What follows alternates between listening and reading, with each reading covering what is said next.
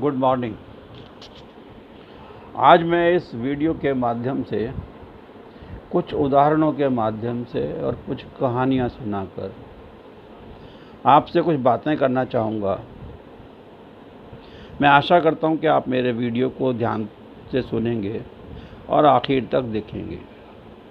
हो सकता है कि आपको मेरी बातें पसंद ना आएँ और आपको मेरा आलोचना करने का मन करे तो आप करिए, अगर और भी कोई विरोध करने का लगता है तो आप करिए, मुझे कोई बुरा नहीं लगेगा। मैं तो केवल अपनी बात आप तक पहुंचाना चाहता हूं। इसकी शुरुआत मैं पहले एक छोटी सी कहानी से करूंगा। मैं आपको एक उदाहरण बताता हूं कि आप एक परिवार में रहते हैं जिसमें माता पिता हैं और नाबालिग बच्चे हैं। जो फैमिली में कमाने वाला है वो केवल पिता है और जो लेडी है वो हाउस मेकर है।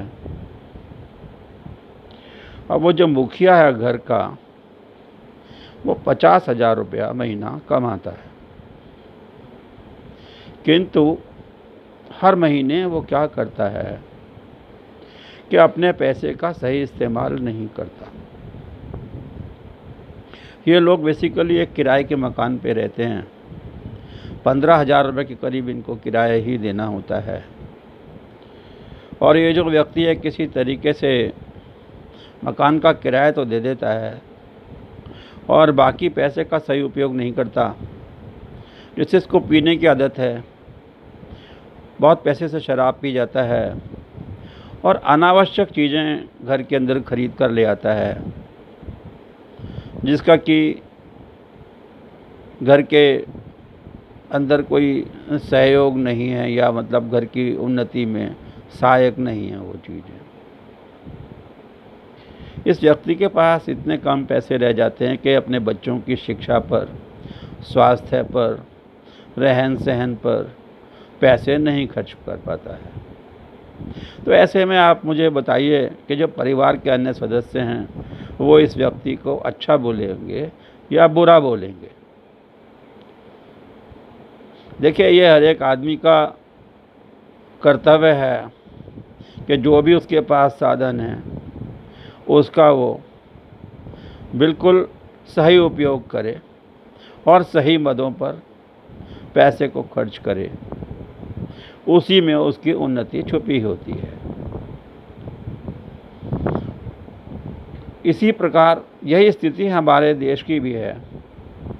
हमारा जो देश है वो एक बड़ा परिवार है और हमारे देश के अंदर जो भी साधन हैं, अगर हम उनका प्रयोग ठीक से नहीं कर रहे हैं तो ये ऑब्वियस है कि हमारा देश तरक्की नहीं करेगा। देखिए, सबसे पहले जो भी हमारे देश चलाने वाले हैं, जो भी हमारी सरकारें हैं, उनको ये देखना चाहिए कि उनके जो निवासी हैं उनको 2 वक्त की रोटी मिल जाए, उनके बच्चों को शिक्षा मिल जाए, उनके बच्चों को स्वास्थ्य की सुविधाएं मिल जाएं, वगैरह वगैरह। ये सब कुछ अपेक्षाएं आपको सरकार से करनी चाहिए और करनी होती हैं, क्योंकि हमारा देश तो एक गरीब देश ही है। यहाँ पर लगभग 70% लोग तो गरीब ही हैं और बजाय इसके हम साधनों का सही उपयोग ना करें और हम उसको अन्य चीज़ों पर खर्च कर दें तो आपको कैसा लगेगा। अब हम सब नागरिकों का ये कर्तव्य बनता है, जिस प्रकार जब हमारे पिता हमारा सही से ख्याल नहीं रख पाते हैं, पैसे की बर्बादी करते हैं, तो हम उनको अच्छा तो नहीं बोलते ना, उनको बुरा ही बोलते हैं। और बुरा इसीलिए बोलते हैं जिससे कि वो अपने को सुधारें, और हमेशा सुधार की आवश्यकता होती है। एक जो सभ्य नागरिक है, पढ़ा लिखा नागरिक है, उसका यही कर्तव्य होता है कि वो हमेशा सिस्टम की कमियां निकाले। जितनी सिस्टम की कमियां निकालेगा, सिस्टम इतना इम्प्रूव होगा और उससे सभी को फ़ायदा होगा। इसके विपरीत अगर आप सिस्टम की कमियां नहीं निकालते हैं, चाटुकारिता में फंसे रहते हैं या अज्ञान में फंसे रहते हैं। मुझे एक बात नहीं समझ आती एक्चुअली, मैं देखता हूं कि लोग बड़े इमोशनल हैं। अपने पिता को तो आराम से गाली दे देंगे अगर वो उनका ध्यान नहीं रखेगा तो, अपने चाचा को भी दे देंगे, अपने पड़ोसी को भी दे देंगे, पर जब सरकार की बात आती है तो मुझे समझ नहीं आता कि वही लोग सरकार को सरकार की गलतियां क्यों नहीं बता पाते हैं, किस चीज़ से डरते हैं, उन लोगों के इतने सगे क्यों हो जाते हैं। ये केवल एक समझ है, सोच है। मैं यहाँ पर इस चर्चा के माध्यम से किसी का विरोध नहीं कर रहा हूँ, किसी सरकार का विरोध नहीं कर रहा हूँ। कोई भी सरकार हो, किसी भी समय में हो, हमें उसका विरोध करना होता है। हमें उसको बताना होता है कि हमें क्या चाहिए, क्या सही है और क्या गलत है। और ये हम तभी बता पाएंगे जब हमें खुद पता होगा, जब इस चीज़ का ज्ञान हम खुद रखेंगे। जैसा कि मैंने आपको बताया, शायद मैं जिन लोगों से बात कर रहा हूँ वो वही लोग हैं जो कि उसी कैटेगरी में आते हैं। हम में से कोई भी व्यक्ति ऐसा नहीं है जिसकी कि आय इतनी अधिक हो कि वो जो चाहे वो कर ले। जैसे मेरे मन में अभी आया कि मुझे ये वाली कार चाहिए तो मैं उठ के जाऊँ ये कार ले आऊँ। मेरा टीवी ख़राब हो गया तो मैं अभी जाके नया टीवी ले आऊँ। मेरा एसी ख़राब हो गया तो मैं उठ के जाऊँ एसी लेके आऊँ। लिमिटेड इनकम होती है, उसी से मुझे देखना होता है। नहीं, मुझे तो सबसे पहले बच्चे की फ़ीस देनी है, मुझे सबसे पहले दवाई लेके आनी है, मुझे सबसे पहले अब कितना पैसा बचा उसके हिसाब से मैं घर चलाता हूँ। ऐसे ही देश को चलाया जाता है।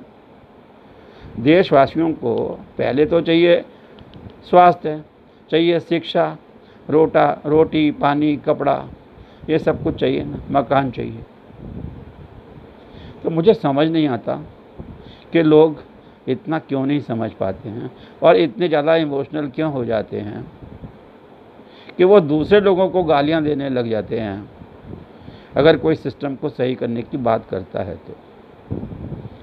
इसमें अगर आप नहीं समझ पा रहे हैं, अपना ध्यान नहीं रख पा रहे हैं, तो इसमें अन्य लोगों को गाली देने की आवश्यकता नहीं है, बिल्कुल भी नहीं है।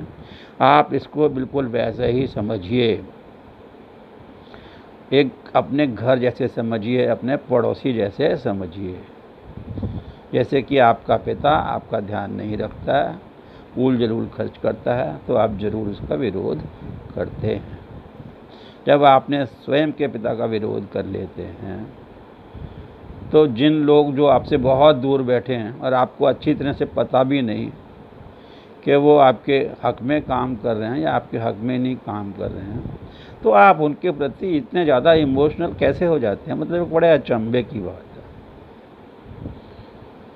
अभी इस वीडियो में मैं इतना ही कह पाऊँगा। हो सकता है कि शायद मैं भी कहीं पे इमोशनल हो रहा हूँगा और मैंने जो बातें आपसे कही हों वो तरतीब से ना कही हों या मैं उतने अच्छे ढंग से ना समझा पाया हूँ, परंतु मेरा एक प्रयास है। मैं कोशिश करूँगा जब अगली बार मैं आपको समझाऊँ तो ज़्यादा मैं सिलसिलेवार समझाऊँ, तार्किक रूप से समझाऊँ इन चीज़ों को। धन्यवाद।